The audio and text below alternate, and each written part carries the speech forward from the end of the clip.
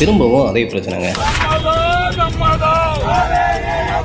பாத்தீங்களா? ஐயோ ஐயோ காவேரி நமது. இது யார் சொல்றா தெரியுமா? கர்நாடகா சார்ந்த விவசாயிகள் சொல்றாங்க. என்னாச்சுன்னா காவேரின்றது நம்ம தாமிரபரணி மாதிரி வற்றாத ஜீவநதி கிடையாது. சில நேரங்கள்ல வற்றி போகும், சில நேரங்கள்ல அதிக தண்ணி வரும். இப்போ தண்ணி அந்த தண்ணி தமிழகத்துல ஓடிட்டு இருக்க டைம். ஆனா என்னாச்சு, இப்போ இருக்க மழையோட தண்ணி கொஞ்சம் கம்மிங்க. அதனால காவேரியில நீர்வரத்தும் கம்மி. சரி, அப்படின்றதால மட்டுமே காவேரி தண்ணி கர்நாடகாவுக்கு மட்டுமே சொந்தம் அப்படின்னு கிடையாது. காவேரியில அதிக தண்ணி வெள்ளம் வந்தாலும் 4 மாநிலங்களும் சேர்ந்து சமாளிக்கிறோம். வறட்சி வந்தாலும் 4 மாநிலங்களும் சேர்ந்து சமாளிக்கிறோம். என்னடா 4 மாநிலங்கள் சொல்றானேன்னு கேக்குறீங்களா? ஆமாங்க, காவேரின்றது கர்நாடகா தமிழ்நாட்டுக்கு மட்டும் ஓடல, புதுச்சேரி கேரளா இதுலயும் ஓடுது. ஆனா இதுல 54% அதாவது பாதிக்கும் மேல தமிழ்நாட்டுல மட்டுமே ஓடி தஞ்சாவூர் என்ற டெல்டா பகுதியில பொண்ணு விளையிற பூமியாகுது. இந்த மாதிரி அற்புதமான செயல்களை செய்யற அந்த காவேரின்ற கோல்ட சரியா பங்கீடு கொடுக்கணும் அப்படின்றதுக்காக காவேரி நதிநீர் மேலாண்மை வாரியம் அப்படின்னு ஒண்ணு அமைச்சாங்க. அதே மாதிரி அவங்க என்ன சொன்னாங்கன்னா, நேத்துல இருந்து தமிழ்நாட்டுக்கு தொடர்ந்து 15 நாள் தண்ணீர் திறக்கணும் அப்படின்னு சொன்னாங்க. அதுக்கு கர்நாடக சிஎம் என்ன சொன்னா தெரியுமா? காவேரியில நீர் வரத்து கம்மியா இருக்கு, எங்களுக்கு குடிநீர் இல்ல, அதனால தமிழ்நாட்டுக்கு ஒரு சொட்டு தண்ணி திறக்க மாட்டோம்ட்டாங்க. இதனால என்ன தெரியுமா, தஞ்சாவூர்ல உள்ள குறுவை சாகுபடி விவசாயிகள் இருக்காங்க பாத்தீங்களா, அவங்க விதைச்ச விதை நெல் எல்லாமே கருகி போகும். அதுக்கப்புறம் கர்நாடகா நீர் திறக்காமல் இருந்தா தமிழ்நாட்டுக்கு குடிநீர் தட்டுப்பாடுக்கே கொஞ்சம் பிரச்சனை வரும். இதுக்கெல்லாம் நல்ல தீர்வு கிடைக்கும் நம்புவோம். இதை பத்தி உங்க கருத்துக்கள் என்னன்றதை கீழே சொல்லுங்க. பாய்.